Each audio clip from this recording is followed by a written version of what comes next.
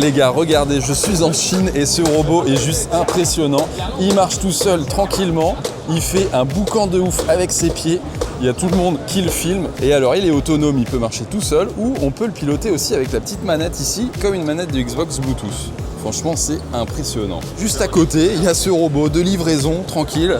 Regardez, il peut livrer, alors soit dans des hôtels par exemple, ou même dans la rue. Bon, il est peut-être un peu gros celui-là pour livrer dans la rue. On a d'autres robots comme ça. Regardez un petit peu l'expression faciale avec les yeux. Ça fait un peu flipper, on va pas se mentir. Il y a d'autres robots comme celui-ci qui sont capables de jouer aux échecs. Donc là, vous êtes ici, vous avez vos pions, et puis en face, c'est le robot qui va jouer aux échecs en mode intelligence artificielle. Quand je vous dis qu'il y a des robots partout, allez, encore un autre, un robot humanoïde. Allez, ici, un robot qui fait de la crème glacée. Et ici, c'est un robot qui sait faire des cafés comme un barista, avec 2 bras robotisés.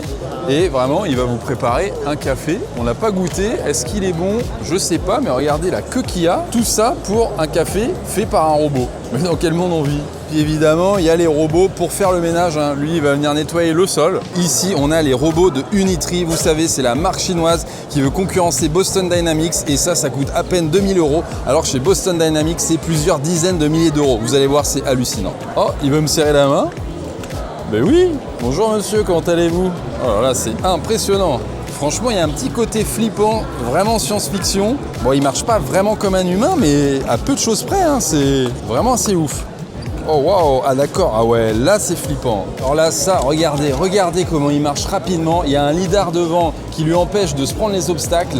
Franchement, c'est un truc de ouf. Regardez, il me dit bonjour. Et surtout, il y a une puce Nvidia à l'intérieur pour pouvoir intégrer l'intelligence artificielle. Ce qui fait que par exemple, ça peut être un robot de surveillance qui est chez vous non-stop. Et dès qu'il y a un intrus, il va venir, il va lui faire peur. Pourquoi pas lui parler avec un haut-parleur. Franchement, c'est assez bluffant. Waouh! Et il saute même.